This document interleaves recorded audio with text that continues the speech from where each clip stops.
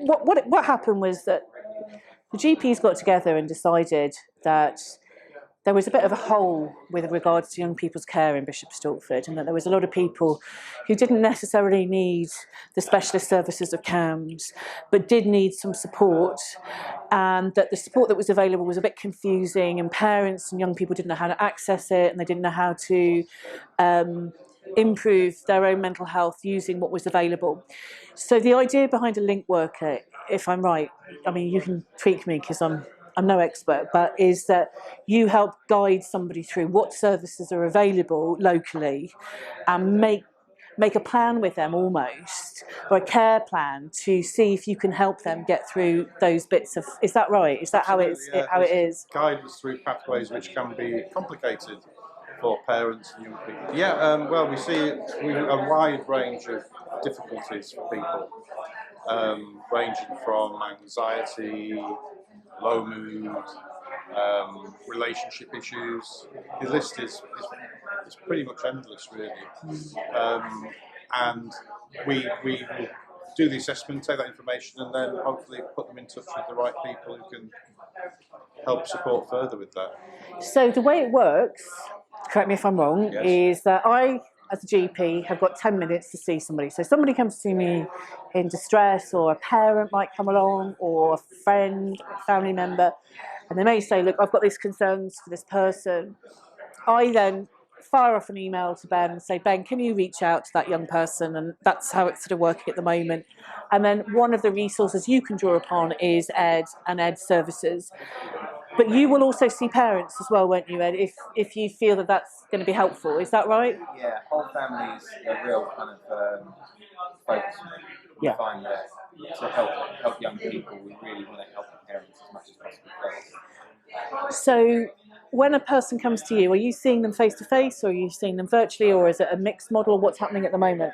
Well, it's online. They get 6 sessions online, and sometimes on the phone, but it's 1 hour weekly.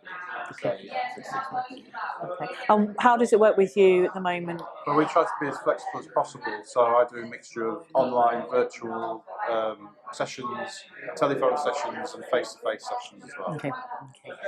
And we've got a little room, and it is a little room. It's like a cupboard, isn't it? At the Hearts and Essex Hospital. I bought the IKEA furniture. It's great. But basically we use that room as your sort of consulting room. But you're not there all the time, are you? No, so I'm there once a week for a month. Each month, once a week, face-to-face. Face-to-face.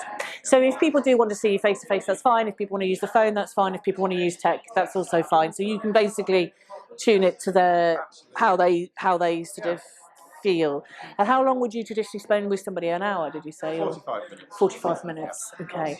And how many times would you generally see people? It's kind of an open door, really.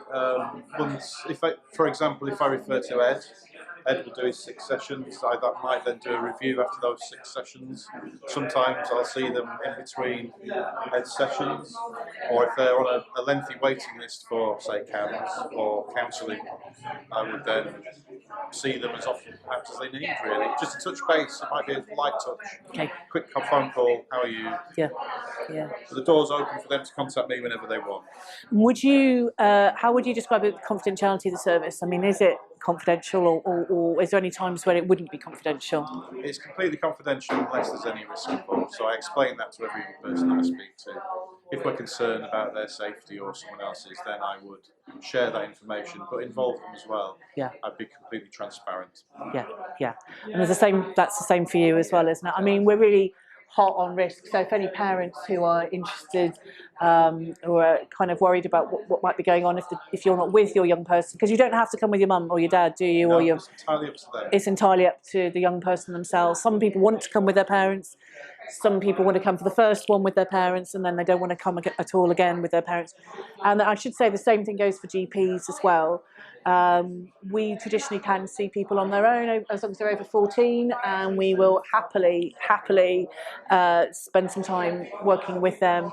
But again, if there's any risk, and that risk is usually around either we're worried about some form of abuse or we're worried about perhaps somebody hurting themselves or hurting somebody else.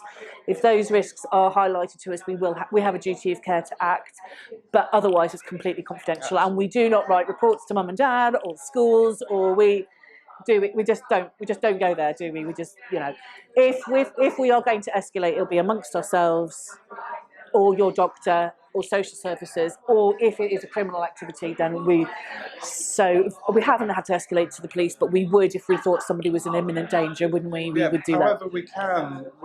Sometimes it's quite nice to have someone who can mediate between parents and the person I'm working with. So with consent, and if that's the support that person needs, it can be quite useful. Yeah. To be able to speak to parents on the young person's behalf. Yeah. But the reality is, you have to go and see your GP first. That's how it's set up at the moment.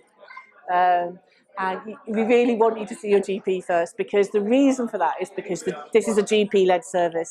It's something that came about as a result of the local GPs getting together and sorting this out. So to some extent, it's what we need it. This is what I mean, that we need it to be able to manage people safely. So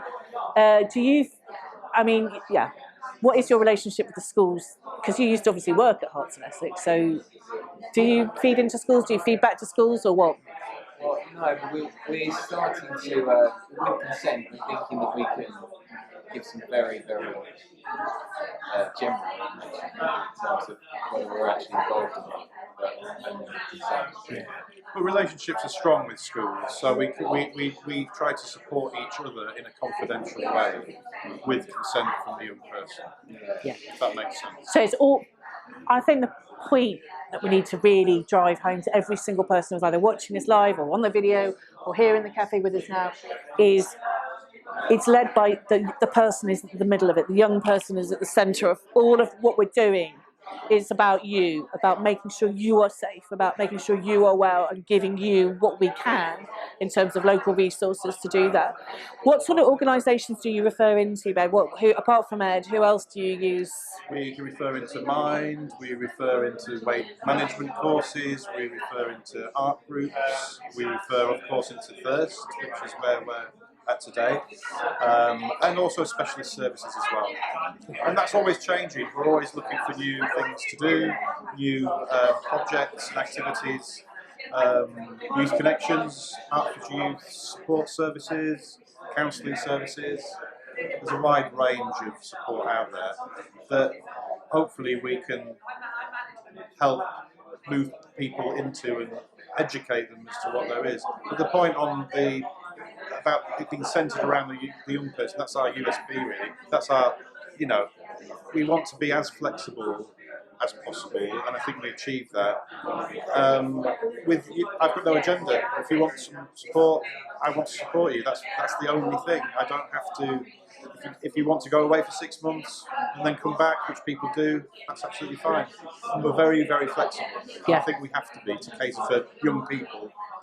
Yeah, because things change for people. Like they might have a bit where life's okay, and then it gets it's not so okay anymore.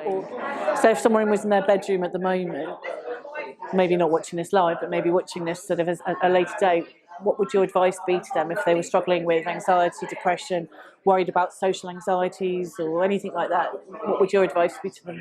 Mine would be to go and see your GP and appreciate that it's judgment free, and it's judgment free all the way through. Ben's an incredible listener, and he'll do whatever he can to We love Ben.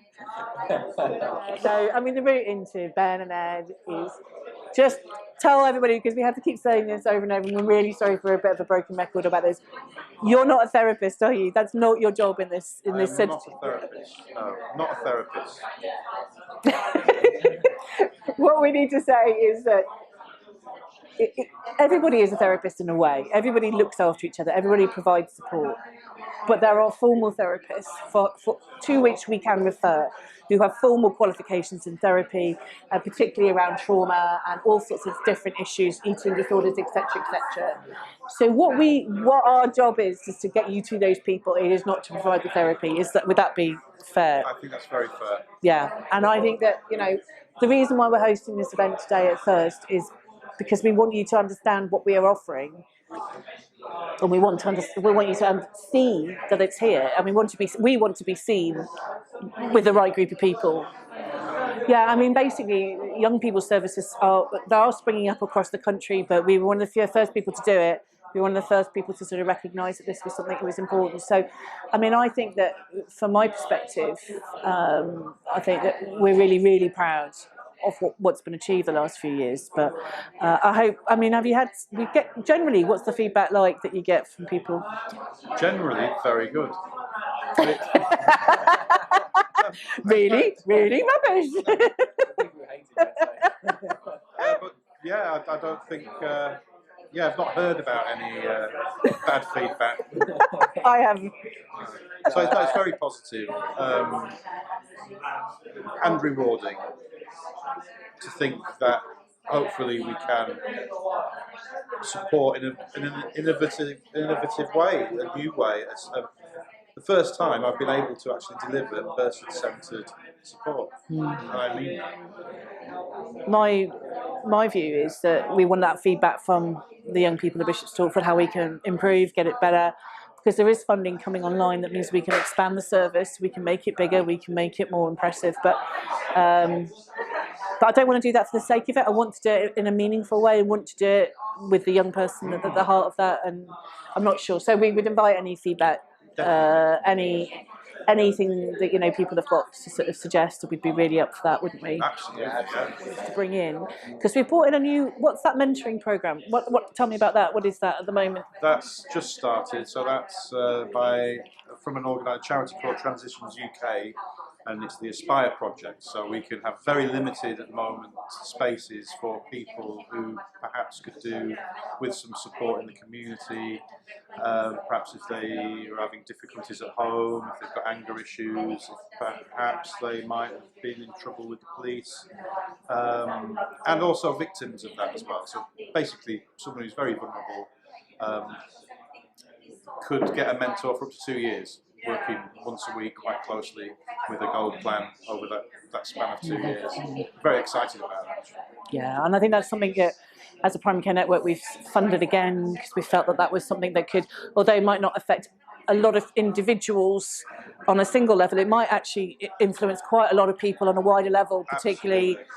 And it's a sort of more of a society way, isn't it? So that's available for people. What else is available? We've got Busybodies here today. Busybodies weight management. So weight management. They'll talk a bit later on, I think, about their program, weight management program. We've got Hearts Youth Futures, which is part of Hertfordshire Mind. They're a fantastic program there for anybody that isn't in work or education. They will again similarly get a long-term mentor with a specific focus of getting them back into education or into employment. They're here today, and I think we've got some counsellors just to talk about their yeah. And I think we also want to focus on physical health as well, isn't it? So we would help facilitate people going to park run and anything that, and the thing that I think people perhaps don't realise is every week we meet as a group, don't we? And we make sure that everybody's safe and that there's no concerns about any of the young people, just to reassure parents who might be thinking, well, who do they tell? What is it? How does it work? We have very clear protocols about how we make sure that we keep everybody as safe as possible, don't we? And I'm almost bordering on the obsessional about keeping everybody safe and well and making sure that that's okay. But that is part of what we do every week. So basically, you want to come in, you want to talk to us about anything, we will do our very level best to try and kind of manoeuvre you around the system to make sure that you get what you need. And if somebody's listening, and about a friend, can they come along with a friend? Can they? Yeah, they can come with a friend if that's not a problem at all. Because we've done that before, haven't we? Where somebody's been worried about a friend, and that's been making that young person anxious, and they've then come with that friend. That has happened, hasn't it? Before. As long as we've got okayed by the GP, it's fine with us. Okay. So I'm going to end this little segment now. Unless, is there any other brilliant selling points you want to? Can I go? Desperate to wriggle out of this. Just be grateful there's no PowerPoint. Be grateful there's no PowerPoint. Death by PowerPoint wasn't going to happen this morning. But it would be good to recap. So, how does a young person get into your service? Speak to your GP. They will refer you to me. How does a young person get into your bit of the service? There'll be Ben will allocate them. So Ben, yeah, but can they say to Ben, I really want to go to see Ed. Ed's just what I need. I feel the need for Ed today. It hasn't happened, but they can do it. If they really want to see you, they can request that, okay? And and obviously making a GP appointment is fine. Making a GP appointment should be fairly straightforward, but you can do that as a young person yourself. You can get your mum to do it, or you can send an e-consult in. You can do all sorts of different ways of accessing us. So I am going to love you and leave you. Suffice it to say, our door is open. You know what we're trying to do here. But thank you very much anyway. Take care.